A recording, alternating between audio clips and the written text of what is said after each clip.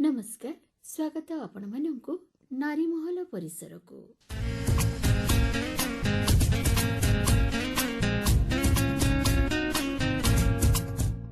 पृथ्वी बड़ वैचित्रमय। मनुष्य ठरू आरंभ करी पशु पक्षी कीट पतंग वृक्षलता उद्भिद गुल्म समस्तक जीवन धारण पई सजाड़ी रखिछि परिवेश। तेबे भौगोलिक दृष्टिकोणरू माटी पानी पवनर प्रकृति भी भिन्न भिन्न, जहाँकि प्रत्येकଙ୍କ पई उद्दिष्ट। परिवेशर संतुलन रक्षा करिबा पई ए सबुर महत्वपूर्ण भूमिका रहिछि। आज आमे पालन करूछु विश्व आर्द्रभूमि दिवस। तेबे आर्द्रभूमि कौन, एहार कौन विशेषत्व रहिछि, परिवेश पई एहा केते जरूरी, एमती किछि कथा संपर्क रे जानिबा पई आज रहिछि आलोचना आम आर्द्रभूमि और पारंपरिक ज्ञान आम सांस्कृतिक ऐतिह्यर परिचय। आलोचना करिसेंती केन्द्रापड़ा कृषि विज्ञान केन्द्रर उद्यान कृषि वैज्ञानिक डॉक्टर प्रभंजन मिश्र। नमस्कार, आमर कार्यक्रम को आपनको स्वागत करूछु। आज्ञा नमस्कार। आमे आज पालन करूछु विश्व आर्द्रभूमि दिवस। तेबे से संपर्क रे आलोचना करबा पूर्व आमे निश्चय जानिबा को चाहिबा आर्द्रभूमि परिसंस्था कौन। आजिर दिन को आमे विश्व आर्द्रभूमि दिवस बा वर्ल्ड वेटलैंड डे भाव पालन करिथाउ। पृथ्वी केवल मनुष्य रही नଥାଏ, बरं आम सहित रहिता परिवेश और परिसंस्था बा इकोसिस्टम एवं यह आम जीवन आधार होगा संगे संगे आमको परिचय प्रदान करिଥାଏ। परिसंस्था बा इकोसिस्टम विभिन्न प्रकार होता है, जहाँ मध्य गोटे होउछि आर्द्रभूमि परिसंस्था बा वेटलैंड इकोसिस्टम। यह परिवेश किडनी सहित तुलना करा जाइଥାଏ। आर्द्रभूमि होउछि एमितिका प्राकृतिक परिवेश जोठारे जल स्थायी बा अस्थायी भाव में वर्ष सारा किंबा वर्षर 8 मास अधिक पानी जमी रही है। यह एक दलदलिया सन्तसंतिया स्थान जार गभीरता 6 फुट रु कम हेबा आवश्यक। यह जलभाग एवं स्थलभाग मध्य एक बफर जोन हिसाब से काम करिଥାଏ बा बाड़ हिसाब से काम करे। आर्द्रभूमि एक प्राकृतिक फिल्टर परि काम करिଥାଏ। यह वर्षार मधुर जल को धरी रखी भूतल जलस्तर को वृद्धि करने सहित पानीय जल जोगाई थाए। यह बन्यार प्रकोप को कमाई थाए। वेटलैंड इकोसिस्टम विश्वर 30% जैविक अंगार धरी रखा द्वारा जलवायु परिवर्तन नियंत्रण करिଥାଏ। कृषि उत्पादन उपरे जलवायु परिवर्तन पड़ुवा नकारात्मक प्रभाव को बहुमात्रा प्रत्यारोप करिଥାଏ। एतत् व्यतीत पृथ्वीर 40% उद्भिद तथा जीवजगतर विभिन्न प्रजाति गुड़िकर वेटलैंड इकोसिस्टम रे बासस्थली बा एंतुड़ीशाला कहले अत्युक्ति हेब नाही। एनु आर्द्रभूमि परिसंस्था जैव विविधता बजाय रखी परिवेश को संतुलन करियारे गुरुत्वपूर्ण भूमिका ग्रहण करिଥାଏ। इहार मनोहर परिवेश बहु संख्या रे पर्यटक मानकु आकर्षित करिଥାଏ, जहा द्वारा स्थानीय लोक मानकु मध्य यह जीविकार उत्स जोगाइଥାଏ।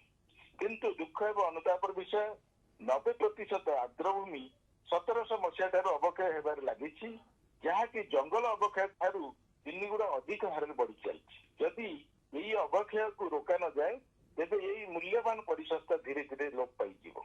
एथिलागि 1971 मसीहा फेब्रुआरी 2 तारिख दिन विश्व प्रथम थर पर ईरान देशर कास्पियन सागर कूଳରେ थिबा रामसर स्थान रे विश्वर अनेक देशर परिवेश मान एकत्रित होई विश्व आर्द्रभूमि संरक्षण बा वेटलैंड कंजर्वेशन आधारित एक अंतरराष्ट्रीय सम्मेलन आयोजित करा जायतिला। जेहेतु सम्मेलनटी रामसर स्थान रे आयोजित होइतिला, यूनेस्को प्रमुख अंतरराष्ट्रीय वेटलैंड इकोसिस्टम गुडी को रामसर साइट नाम रे नामकरण करे। तेबे विश्व आर्द्रभूमि परिसंस्था दिवस पालनर मुख्य उद्देश्य कौन रही? यही दिवस पालन मुख्य लक्ष्य होची लोकमानक मध्यरे परिवेश तथा आर्द्रभूमि परिसंस्था विषय सचेतनता सृष्टि करबा। यही अमूल्य आर्द्रभूमि परिसंस्थान सुरक्षा तथा संरक्षण करबा। ए वर्ष वर्ल्ड वेटलैंड डे रो थीम रही अछि आम आर्द्रभूमि और पारंपरिक ज्ञान आम संस्कृति ऐतिह्यर परिचय। विश्वव्यापी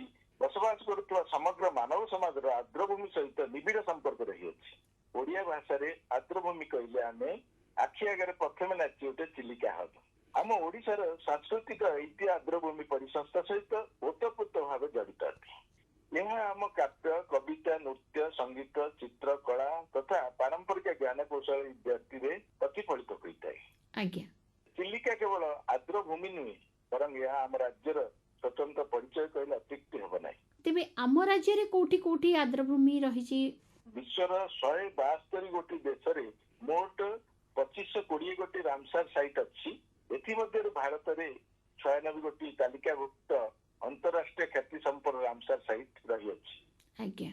ପ୍ରଥମ ଭାରତ ତଥା ଓଡ଼ିଶାର ରାମସାର ସାଇଟ୍ ହେଲା ଚିଲିକା ଖାରିଆ ହ୍ରଦ।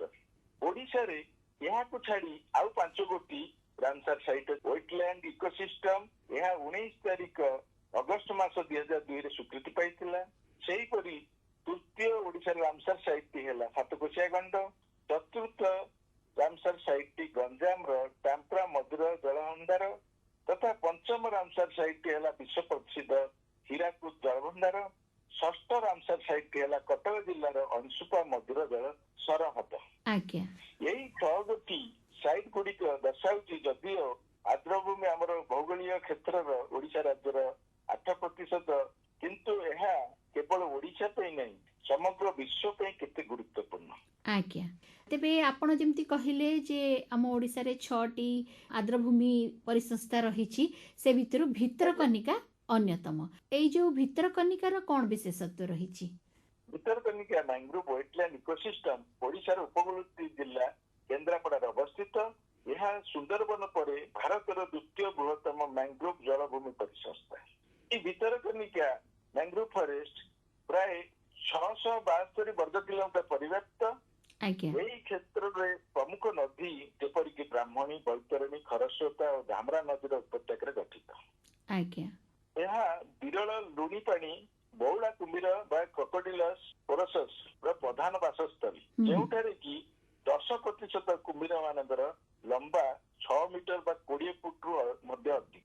ସେହିପରି ଆମର ସାମୁଦ୍ରିକ କଇଁଛ ଅଲିଭ୍ ରିଡଲେ, ଯୋଉଟା କି ଏଣ୍ଡେଞ୍ଜର ପ୍ରଜାତିର କଇଁଛ, ତାହା ଏହି ଅଞ୍ଚଳର ଗହୀରମାତ୍ରା ବେଳାଭୂମି ହେଉଛି ବିଶ୍ୱର ସର୍ବବୃହତ ଅଲିଭ୍ ରିଡଲେ କଇଁଛ ମାନଙ୍କର ପ୍ରଜନନ କ୍ଷେତ୍ର। ଏଥିଲାଗି ମଧ୍ୟ ଓଡ଼ିଶାକୁ ଅଲିଭ୍ ରିଡଲେ କଇଁଛଙ୍କର ଗ୍ଲୋବାଲ କ୍ୟାପିଟାଲ କହନ୍ତି। ଏହି ସ୍ଥାନକୁ ଶୀତ ଋତୁରେ ବହୁ ସଂଖ୍ୟାରେ ଦେଶ ବିଦେଶରୁ ପ୍ରବାସ ପକ୍ଷୀ ମାନେ ଆସିଥାନ୍ତି। ଏତଦ୍‌ବ୍ୟତୀତ ଏଠାରେ ରାଜନାଗ, ଅଜଗର, ବାରାହା, ହରିଣ ଆଦି ଦେଖିବାକୁ ମିଳନ୍ତି। ଏହା ଏକ ଜୈବ ବିବିଧତା ଭରା ବନ୍ୟା, ବାତ୍ୟା ପ୍ରତିରୋଧକ ଉପକୂଳବର୍ତ୍ତୀ ବନଖଣ୍ଡ। ଏହାକୁ କେନ୍ଦ୍ରାପଡ଼ା ଜିଲ୍ଲା ପାଇଁ ଏକ ପରିବେଶ ସୁରକ୍ଷା କବଚ କହିଲେ ଅତ୍ୟୁକ୍ତି ହେବ ନାହିଁ। ତେବେ କୃଷି କ୍ଷେତ୍ରରେ ଆର୍ଦ୍ରଭୂମି ପରିସଂସ୍ଥାର କ'ଣ ଗୁରୁତ୍ୱ ରହିଛି? ଏଇଟା ମୁଖ୍ୟ ଜିନିଷ। ଯଦି ଆର୍ଦ୍ରଭୂମି ନଥାନ୍ତା ତାହେଲେ କୃଷି ଉତ୍ପାଦନ ବହୁ ମାତ୍ରାରେ ହ୍ରାସ ପାଇଥାନ୍ତା। ଆର୍ଦ୍ରଭୂମି ପରିସଂସ୍ଥା ବନ୍ୟା ପ୍ରଭାବକୁ ହ୍ରାସ କରିବା ସହିତ ଏହା ପାଟ ଜମିରେ ଧାନ ଚାଷକୁ ସମ୍ଭବପର କରାଇଥାଏ। ସାଧାରଣତଃ ଏହି ଜମି ମାନଙ୍କର ଲୁଣା ଚରଣ ଶକ୍ତି ଥିବା ବଡ ଅବଧି ବିଶିଷ୍ଟ ଲୋକାଲ ଧାନ କିସମ ଚାଷ କରାଯାଏ। ଏହି କିସମ ଗୁଡିକ ହାରାହାରି ଅବଧି 155ରୁ 170 ଦିନିଆ ଧାନ। ଏତଦ୍‌ବ୍ୟତୀତ ଏହି ଆର୍ଦ୍ରଭୂମିରେ ଏକ ସ୍ୱତନ୍ତ୍ର ବାସ୍ନା ଧାନ ବା ସେଣ୍ଟେଡ୍ ରାଇସ୍ ଲୀଳାବତୀ ଚାଷ କରାଯାଏ ଏବଂ ଏହା ବିଶ୍ୱ ପ୍ରସିଦ୍ଧ। ଏହି ୱେଟଲ୍ୟାଣ୍ଡ ଇକୋସିଷ୍ଟମ ସମୁଦ୍ର ଓ ସ୍ଥଳଭାଗ ମଧ୍ୟରେ ଏକ ବାଡ଼ ବା ବଫର ଜୋନ୍ ହିସାବରେ କାମ କରିଥାଏ, ଯାହା ଦ୍ୱାରା ଉର୍ବର ମାଟି ସମୁଦ୍ରକୁ ଧୋଇଯାଏ ନାହିଁ। ତେଣୁ ଏହି ଜମିରେ ପ୍ରଚୁର ପରିମାଣରେ ପୋଷକ ତତ୍ତ୍ୱ ତଥା ଜୈବିକ ଅଙ୍ଗାର ଗଚ୍ଛିତ ହୋଇ ରୁହେ। ଏହା ମଧ୍ୟ ମାଟିକି ସଏଲ ସାଲାନିଟି ବା ଲବଣାକ୍ତ ହେବାରୁ ରକ୍ଷା କରିବା ସହ ମାଟିର ଅମ୍ଳତ୍ୱ ଏବଂ ଖାରତ୍ୱକୁ ସନ୍ତୁଳିତ କରିଥାଏ।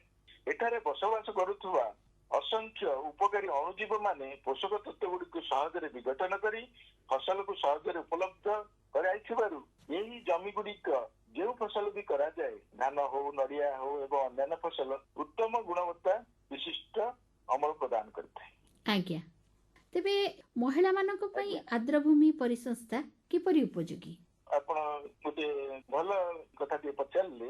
ମହିଳା ଚାଷୀବନ୍ଦୀ ଲୋକମାନଙ୍କର ଜୀବନ ଜୀବିକା ପାଇଁ ୱେଟଲ୍ୟାଣ୍ଡ ଇକୋସିଷ୍ଟମ ଏକ ବରଦାନ ସଦୃଶ। ଉଦାହରଣ ସ୍ୱରୂପ ଏହି ଆର୍ଦ୍ର ଜମି ମାନଙ୍କରେ ଏକ ସ୍ୱତନ୍ତ୍ର ପ୍ରକାରର ବହୁବର୍ଷୀୟ ଘାସ ଯଥା ନାଳିଆ ଏବଂ ବେଣା ଘାସ ହୋଇଥାଏ। ଏହି ଘାସ ଗୁଡିକର ଚେର ମୃତ୍ତିକାର ଅବକ୍ଷୟକୁ ରୋକିବା ସହିତ ଏହି ବେଣା ଚେରରୁ ଏକ ପ୍ରାକୃତିକ ବାସ୍ନା ବାହାରିଥାଏ। ଯାହାକୁ କି ମହିଳାମାନେ ସବୁ ସେଲ୍ଫ ହେଲ୍ପ ଗ୍ରୁପ କରି ବେଣାଚରୁ ସୁବାସିତ ପରଦା ବା କଟିଂ ତିଆରି କରିଥାନ୍ତି। ଏଥିସହିତ ଏଇ ଘାସ ମାନଙ୍କରୁ ନାଳିଆ, ଟୋକେଇ, ଗାଇଁଚ ଡାଲା ପରି ବିଭିନ୍ନ ପ୍ରକାର ଇକୋ ଫ୍ରେଣ୍ଡଲି ଜିନିଷ ବା ଗୋଲ୍ଡେନ ଗ୍ରାସ ଡେକୋରେଟିଭ ପ୍ରଡକ୍ଟସ ତିଆରି କରାଯାଇଥାଏ, ଯାହାର ଚାହିଦା ଅନ୍ତରାଷ୍ଟ୍ରୀୟ ବଜାରରେ ବହୁତ। ଆଜ୍ଞା। ମହିଳାମାନେ ଏସଏଚଜି କରି ଏହାର ରପ୍ତାନୀ ବିଦେଶକୁ କରି ଭଲ ଦି ପଇସା ରୋଜଗାର କରିଥାନ୍ତି। ସେହିପରି ମହିଳାମାନେ ଏଠାରେ ହେଉଥିବା କଇଁ ଫୁଲରୁ ବେଙ୍କୁଳା ସଂଗ୍ରହ କରି ତାକୁ ଶୁଖେଇ ଏଥିରୁ ଖଇ ଭାଜି ମୁଆଁ ତିଆରି କରନ୍ତି। ତେବେ ଆପଣ ତ ଖୁବ୍ ସୁନ୍ଦର ଭାବରେ ବୁଝେଇଦେଲେ ଯେ ଆର୍ଦ୍ରଭୂମିର ଆମର ପରିବେଶ ଉପରେ କିଭଳି ପ୍ରଭାବ ରହିଛି ଏବଂ ଧୀରେ ଧୀରେ ଏହା ଅବକ୍ଷୟ ହେବାର ମଧ୍ୟ ଲାଗିଛି। ତେବେ ଆମେ ଏହାକୁ ସୁରକ୍ଷା କେମିତି ଦେଇପାରିବା? ଯଦି ଏଇ ଆର୍ଦ୍ରଭୂମି ପରିସଂସ୍ଥା ନଥାନ୍ତା ତାହେଲେ ଚାଷବାସ ସମ୍ଭବ ହୋଇପାରିନଥାନ୍ତା। ଏଥିପାଇଁ ଆମକୁ ଏଇ ଆର୍ଦ୍ରଭୂମି ପରିସଂସ୍ଥାର କେୟାର ନେବାକୁ ପଡିବ, ଏହାର ସଂରକ୍ଷଣ କରିବାକୁ ପଡିବ। ଯଦି ଆମେ ପ୍ଲାଷ୍ଟିକ କିମ୍ବା ଯୋଉ ଆମ କେମିକାଲ ପେଷ୍ଟିସାଇଡ ର ବ୍ୟବହାର ତାକୁ କମେଇବା, ତା ସହିତ ଆମର ପରିବେଶକୁ ପ୍ରଦୂଷଣ ନ କରିବା ଏବଂ ଯୋଉ ଗଛ ଗୁଡିକ ଅଛି ଆପଣ ହେନ୍ତାଳ ବଣ ତାକୁ ସୁରକ୍ଷା ପ୍ରଦାନ କରିବା, ତାହେଲେ ଆମେ ନିଶ୍ଚିନ୍ତ ଭାବେ ଏଇ ଆର୍ଦ୍ରଭୂମି ପରିସଂସ୍ଥାକୁ ଓଡିଶାରେ ବଞ୍ଚେଇ ରଖିପାରିବା, ଯାହା କେବଳ ଓଡିଶାର ଭବିଷ୍ୟତ ନୁହେଁ, ସାରା ବିଶ୍ୱର ଭବିଷ୍ୟତ। ଆଗାମୀ ଦିନରେ ଆମ ପିଢି ମାନେ ଯୋଉମାନେ ଆସିବେ ସେମାନଙ୍କୁ ଆମେ ଏକ ସୁରକ୍ଷିତ ଭବିଷ୍ୟତ ଯୋଗାଇ ଦେଇପାରିବା। ପରିଶେଷରେ ମୁଁ ଏହା କହି ରଖିବାକୁ ଚାହେଁ ଯେ ଆର୍ଦ୍ରଭୂମି ପରିସଂସ୍ଥା କେବଳ ଏକ ପରିବେଶର ଅଂଶ ନୁହେଁ, ଏହା ଆମର ସଂସ୍କୃତିର ପରିଚୟ।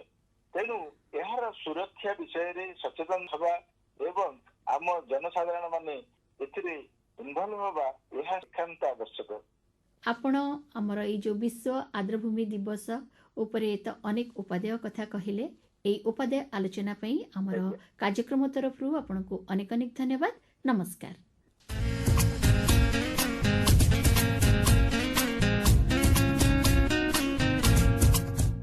ହଁ, ପୃଥିବୀର ଅନେକ ସ୍ଥାନରେ ରହିଛି ଆର୍ଦ୍ରଭୂମି, ଯାହାକି ଜୈବ ବିବିଧତାରେ ପରିପୂର୍ଣ୍ଣ। ଆଉ ଏଇ ଜୈବ ବିବିଧତା ହିଁ ପରିବେଶର ସନ୍ତୁଳନ ତଥା ସଂରକ୍ଷଣରେ ଅନେକ ସମୟରେ ଗୁରୁତ୍ୱପୂର୍ଣ୍ଣ ଭୂମିକା ଗ୍ରହଣ କରିଥାନ୍ତି।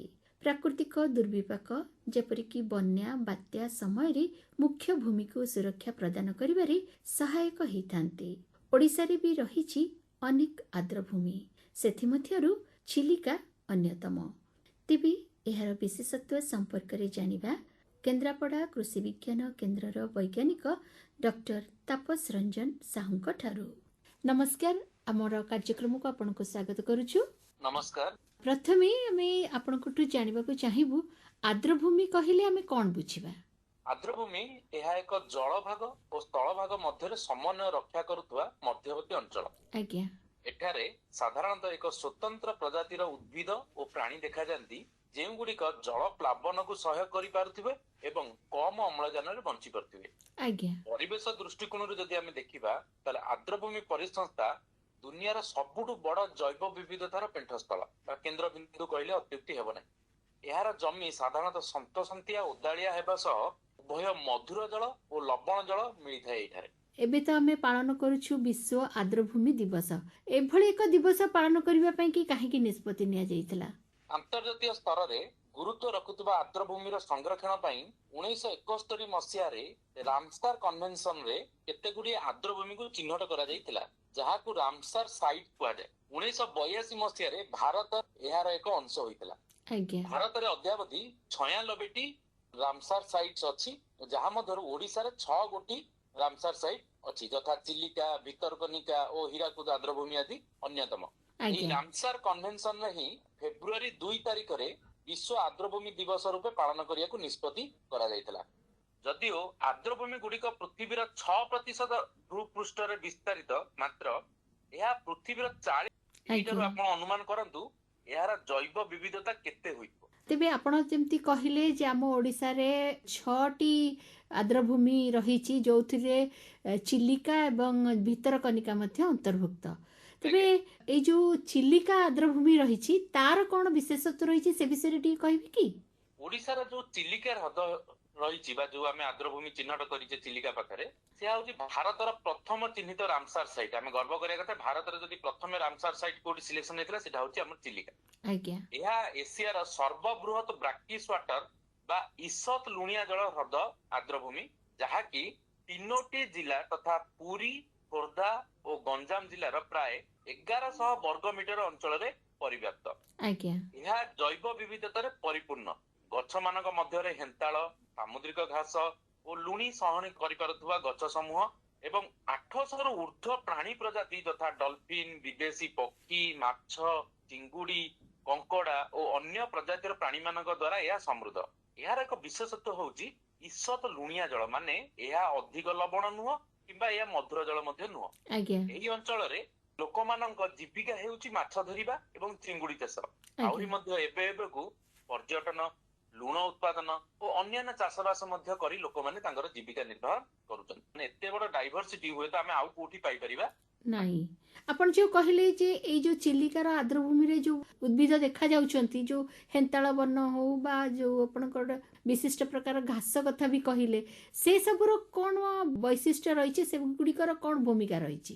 ଦେଖନ୍ତୁ, ଆମର ଯୋଉଠି ଯୋଉ ପାଣିପାଗ ବା ଯୋଉ ଜଳବାୟୁରେ ଯେଉଁ ଉଦ୍ଭିଦ ବା ଯୋଉ ପ୍ରାଣୀ ଦେଖାଯାଇ ପାରିବେ, ସେଇ ଅନୁସାରେ ଆମର ଯେହେତୁ ସେଠି ଇସତ ଜଳର ଆର୍ଦ୍ରଭୂମି, ସେଇଟା ଇସତ ଲବଣ ଜଳର, ତ ସେଇ ଜଳକୁ ଯୋଉମାନେ ସହ୍ୟ କରିପାରୁଥିବେ ଏବଂ ସେଇ ଭଳିଆ ଜମିରେ ଯୋଉ ଉଦ୍ଭିଦ ପ୍ରାଣୀ ମାନେ ରହିପାରୁଥିବେ, ସେଇମାନଙ୍କର ସେଠି ନିଶ୍ଚୟ ରୂପେ ପରିଲିଖିତ ହୁଏ ସେମାନଙ୍କର ବାସସ୍ଥାନ। ଆଉ ଏହାର ଆମେ ବିକାଶ କରିବା ପାଇଁ, ଏଇ ଯୋଉ ଆର୍ଦ୍ରଭୂମିର ବିକାଶ କରିବା ପାଇଁ ଆମେ ମଧ୍ୟ ବିଭିନ୍ନ ସ୍ତରରେ ବିଭିନ୍ନ ସମୟରେ ବିଭିନ୍ନ ପଦକ୍ଷେପ ମାନେ ମଧ୍ୟ ରାଜ୍ୟ ସରକାର ହୁଅନ୍ତୁ କିମ୍ବା କେନ୍ଦ୍ର ସରକାର ତରଫରୁ ନିଆଯାଉଛି। କଣ ସବୁ ବିକାଶ ପାଇଁ କି କରାଯାଉଛି କାର୍ଯ୍ୟକ୍ରମ? ଚିଲିକା ଆର୍ଦ୍ରଭୂମିର ଆମର ବିକାଶ କରିବା ପାଇଁ ଚିଲିକା ଉନ୍ନୟନ କର୍ତ୍ତୃପକ୍ଷ ବା ଯୋଉଟା ଚିଲିକା ଡେଭଲପମେଣ୍ଟ ଅଥରିଟି ଆମେ କହୁଛେ, 1992 ମସିହାରୁ ନିରବଚ୍ଛିନ୍ନ ଭାବେ କାମ କରି ଆସୁଛି। ଏହାର ପୁନରୁଦ୍ଧାର ପାଇଁ, ମାନେ ଯୋଉ ଚିଲିକା ଆର୍ଦ୍ରଭୂମି ଅଛି ସେଟା କଣ ହଉଛି ନା ଧୀରେ ଧୀରେ ଏଇ ଯୋଉ ମାଟି ଜମା ହେଇ ସେଟା ପୋତି ହେଇଯାଉଥିଲା। ତ ଏହାର ପୁନରୁଦ୍ଧାର ପାଇଁ 2000 ମସିହାରେ ଏକ ନୂତନ ମୁଖ ଖନନ କରାଯାଇଅଛି, ଯାହା ଦ୍ୱାରା ଜଳର ପ୍ରାକୃତିକ ସ୍ରୋତ ଯୋଉଟା ରହିଛି ସେଇଟାକୁ ବଜାୟ ରଖିବା ସହ ଲବଣ ମାତ୍ରାକୁ ନିୟନ୍ତ୍ରଣରେ ରଖିବା ପାଇଁ ଏବଂ ମାଛର ଉତ୍ପାଦନକୁ ବୃଦ୍ଧି କରିବା ପାଇଁ ଯୋଜନା ମାନ କରାଯାଇଛି। ତା ଛଡା ଚିଲିକା ଉନ୍ନୟନ କର୍ତ୍ତୃପକ୍ଷ ଜୈବ ବିବିଧତା ସଂରକ୍ଷଣ, ଯୋଉଟା ଆମର ମୁଖ୍ୟ ଲକ୍ଷ୍ୟ, ଯେ ଜୈବ ବିବିଧତା ଯୋଉ ଆମର ଏଠି ରହିଛି ଚିଲିକାର ଆର୍ଦ୍ରଭୂମିରେ, ତାକୁ କେମିତି ଆମେ ସଂରକ୍ଷଣ କରିପାରିବା, ପ୍ରଦୂଷଣ ନିୟନ୍ତ୍ରଣ କେମିତି କରିପାରିବା, ଯୋଉଟା ଆମର ଜଳ ପ୍ରଦୂଷଣ ହଉଛି, ସେଇଟା ହଉଛି ମୁଖ୍ୟ ସମସ୍ୟା ଏଇ ଯୋଉ ଚିଲିକା ଆର୍ଦ୍ରଭୂମିର ଜଳ ପ୍ରଦୂଷଣ ନିୟନ୍ତ୍ରଣ। ପକ୍ଷୀ ବାସସ୍ଥାନ, ଆପଣ ଜାଣିଛନ୍ତି ପକ୍ଷୀ ମାନଙ୍କର ସ୍ୱର୍ଗ କୁହାଯାଏ ଚିଲିକାକୁ, ବିଦେଶୀ ପକ୍ଷୀ ମାନଙ୍କର ଯୋଉମାନେ ଆଗମନ କରନ୍ତି ତାଙ୍କ ପାଇଁ ସ୍ୱର୍ଗ କୁହାଯାଏ ଚିଲିକାକୁ। ତେଣୁ ପକ୍ଷୀ ବାସସ୍ଥାନର ସୁରକ୍ଷା ଓ ନିରନ୍ତର ମାଛ ଧରା ପ୍ରକ୍ରିୟା ଆଦି କେମିତି ବିକାଶ କରାଯାଇ ପାରିବ, ଏଇ ସବୁ ପ୍ରକ୍ରିୟାକୁ ନେଇକି ସେଇ ଭାବରେ ଚିଲିକା ଉନ୍ନୟନ କର୍ତ୍ତୃପକ୍ଷ ନିରନ୍ତର ଭାବେ କାର୍ଯ୍ୟ କରୁଅଛି। ଆମେ ଯୋଉ ଆଜି ପାଳନ କରୁଛୁ ବିଶ୍ୱ ଆର୍ଦ୍ରଭୂମି ଦିବସ, ତାର ଥିମ୍ ବା ବିଷୟବସ୍ତୁ କଣ ରହିଛି ଏ ବର୍ଷ ପାଇଁ କି? ଫେବୃଆରୀ 2 ତାରିଖରେ ଯୋଉ ବିଶ୍ୱ ଆର୍ଦ୍ରଭୂମି ଦିବସ ପାଳନ କରୁଛୁ, ତାର ପ୍ରସଙ୍ଗ ଏଇ ବର୍ଷ ପାଇଁ ଥିମ୍ ରହିଛି ଯେ ଆର୍ଦ୍ରଭୂମି ଓ ପାରମ୍ପରିକ ଜ୍ଞାନ, ଆମ ସାଂସ୍କୃତିକ ଐତିହ୍ୟ। ଏଇ ଯୋଉ ଆମର ରହିଛି ପ୍ରସଙ୍ଗ, ଆମେ ଆରି ଉପରେ ଯଦି ଆମେ ବିସ୍ତାର ଭାବେ ଆଲୋଚନା କରିବା, ତେବେ ଦେଖନ୍ତୁ ପ୍ରତିବର୍ଷ ଆମେ ଯେଉଁ ଫେବୃଆରୀ 2 ତାରିଖ ଦିନ ବିଶ୍ୱ ଆର୍ଦ୍ରଭୂମି ଦିବସ ପାଳନ କରୁଛେ, ଏହାର ମୁଖ୍ୟ ଉଦ୍ଦେଶ୍ୟ ହଉଛି ଆର୍ଦ୍ରଭୂମିର କଣ ଗୁରୁତ୍ୱ ରହିଛି ଓ ଏହାକୁ କିଭଳି ଆମେ ସଂରକ୍ଷଣ କରିପାରିବା, ଏହାରି ଉପରେ ଜନସଚେତନତା ସୃଷ୍ଟି କରିବା। ଏ ବର୍ଷ ପ୍ରସଙ୍ଗ ଯଦି ଆମେ ଦେଖିବା, ଯଦି ଭାରତର ଦୃଷ୍ଟିକୋଣରୁ ଆମେ ଦେଖିବା, ଏହାର ଗୁରୁତ୍ୱ ନିଶ୍ଚୟ ଭାବେ ରହିଛି। କାରଣ ମୁଁ କହିବି, ଏଇ ଯୋଉ ପ୍ରସଙ୍ଗ ରଖାଯାଇଛି, ଟିମ୍ ରଖାଯାଇଛି, ଏଇଟା ଆମ ଭାରତ ପାଇଁ ହିଁ ନିଶ୍ଚୟ ପ୍ରଯୁଜ୍ୟ। କାହିଁକି ନା ଆମ ଭାରତ ହଉଛି ଏକ ସଂସ୍କୃତି ଓ ପରମ୍ପରାର ଦେଶ। ପ୍ରତ୍ୟେକ ଅଞ୍ଚଳର କିଛି ନା କିଛି ପାରମ୍ପରିକ ଜ୍ଞାନ ରହିଛି, ଯାହାକି ବିଶେଷ କରି ସେଇ ଅଞ୍ଚଳ ପାଇଁ ଗୁରୁତ୍ୱ ବହନ କରିଥାଏ। ଆଉ ଏହି ଆର୍ଦ୍ରଭୂମି ଗୁଡିକର ସଂରକ୍ଷଣ ପାଇଁ ଆମକୁ ସେହି ଆର୍ଦ୍ରଭୂମି ଅଞ୍ଚଳରେ ଦେଖାଯାଉଥିବା ପାରମ୍ପରିକ ଜ୍ଞାନ କୌଶଳକୁ ବା ଆମେ ଯୋଉଟା କହୁଛେ ଦେଶୀ କୌଶଳକୁ ପାଥେୟ କରିବାକୁ ହେବ। ଏହା ହଉଛି ବର୍ଷ ଆର୍ଦ୍ରଭୂମି ଦିବସର ପ୍ରସଙ୍ଗ ଯୋଉ ରଖାଯାଇଛି, ଏହି ପ୍ରସଙ୍ଗର ବିଶେଷତ୍ୱ।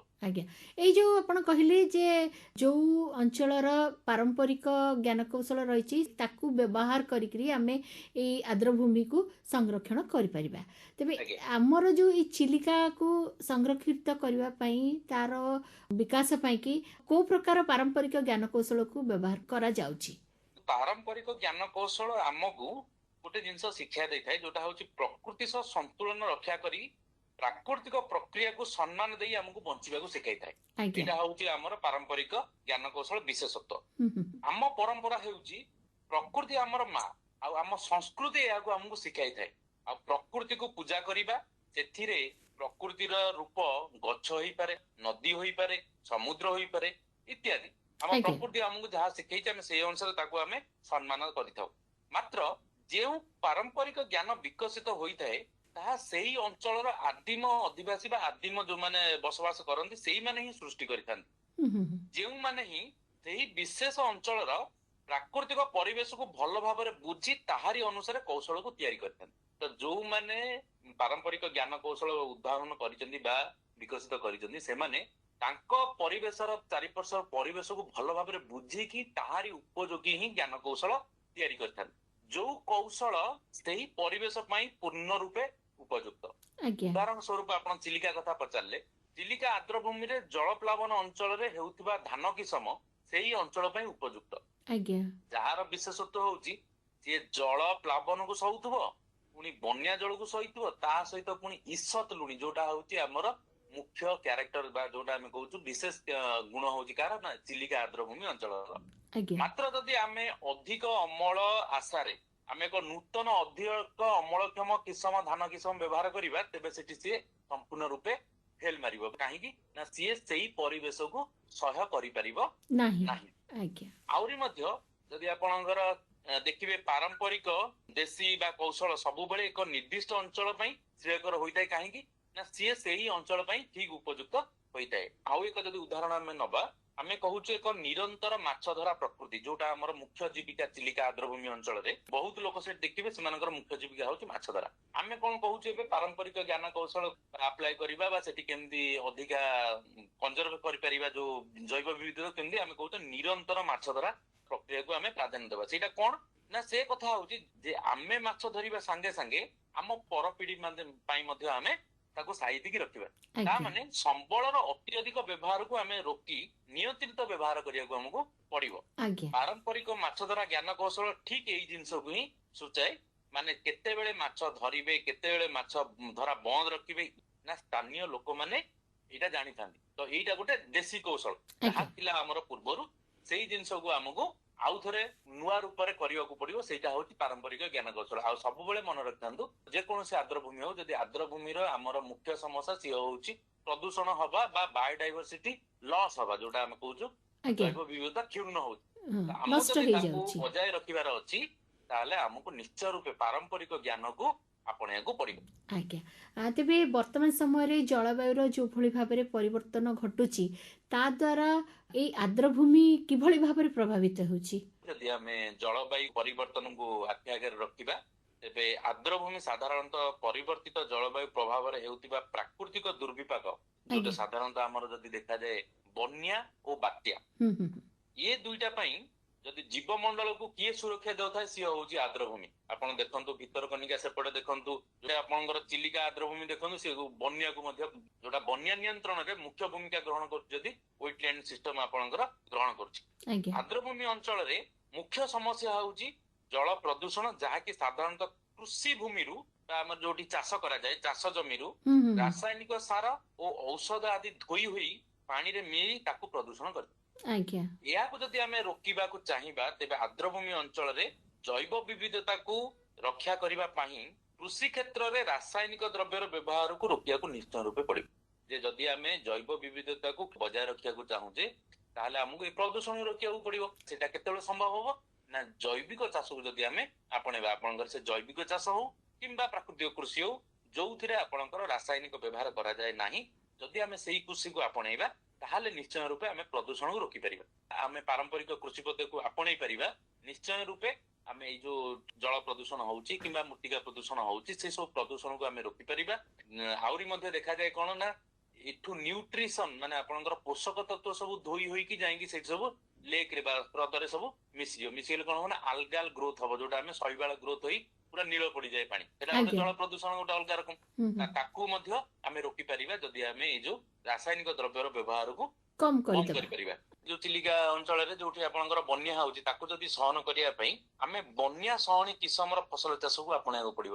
ଆପଣଙ୍କର ସେଇଠି ଲୋକାଲ ବା ଦେଶୀ ଇଣ୍ଡିଜିନିୟସ୍ ଆମେ ଭେରାଇଟିज କହୁ ସେ ଧାନ କିସମ ଆପଣଙ୍କର ଏଇ ସବୁ ଲୁଣିଆ ପାଣି ଏଇ ପାଣି ବୁଡିକି ରହିବା ଏଇ ସବୁ ସହିପାରିବ। ଆଜ୍ଞା, ଏଇ ଯୋଉ ବିଶ୍ୱ ଆର୍ଦ୍ରଭୂମି ଦିବସ ପାଳନ କରାଯାଉଛି ସେ ସମ୍ପର୍କରେ ଆପଣ କଣ କହିବେ? ଯଦି ଆମେ ଆର୍ଦ୍ରଭୂମିର ସଂରକ୍ଷଣ ଓ ବିକାଶ କରିବାକୁ ଚାହୁଁଛେ ତେବେ ଆମକୁ ପାରମ୍ପରିକ ଜ୍ଞାନ କୌଶଳକୁ ଆପଣେଇବା ସହ ଆମ ପରମ୍ପରାକୁ ସମ୍ମାନ ଦେବାକୁ ପଡିବ ଏବଂ ଯାହା ଫଳରେ ଆମ ଆର୍ଦ୍ରଭୂମିକୁ ଆମେ ଏକ ଉତ୍କୃଷ୍ଟ ଐତିହ୍ୟର ମାନ୍ୟତା ଦେଇପାରିବା। ଆର୍ଦ୍ରଭୂମି ଏବଂ ବିଶ୍ୱ ଆର୍ଦ୍ରଭୂମି ଦିବସ ସମ୍ପର୍କରେ ଅନେକ ଉପାଦେୟ କଥା କହିଲେ। ଆମର କାର୍ଯ୍ୟକ୍ରମ ତରଫରୁ ଆପଣଙ୍କୁ ଅନେକ ଅନେକ ଧନ୍ୟବାଦ। ନମସ୍କାର।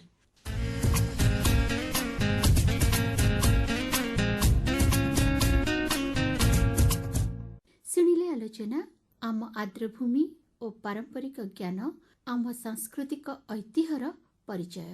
ଜୈବ ବିବିଧତା ହିଁ ଆମର ପରିଚୟ। ତେବେ ଜଳବାୟୁ ପରିବର୍ତ୍ତନ ବିଶ୍ୱ ତାପନ ବୃଦ୍ଧିରେ କ୍ଷତିଗ୍ରସ୍ତ ହେଉଛି ଏହି ଜୈବ ବିବିଧତା ଏବଂ ଏହାର କୁପରିଣାମ ଭୋଗିବାକୁ ପଡୁଛି ଆମକୁ। ଏହାର ସୁରକ୍ଷା ଏବଂ ସଂରକ୍ଷଣ ଆମ ସମସ୍ତଙ୍କର ଦାୟିତ୍ୱ ଏବଂ କର୍ତ୍ତବ୍ୟ।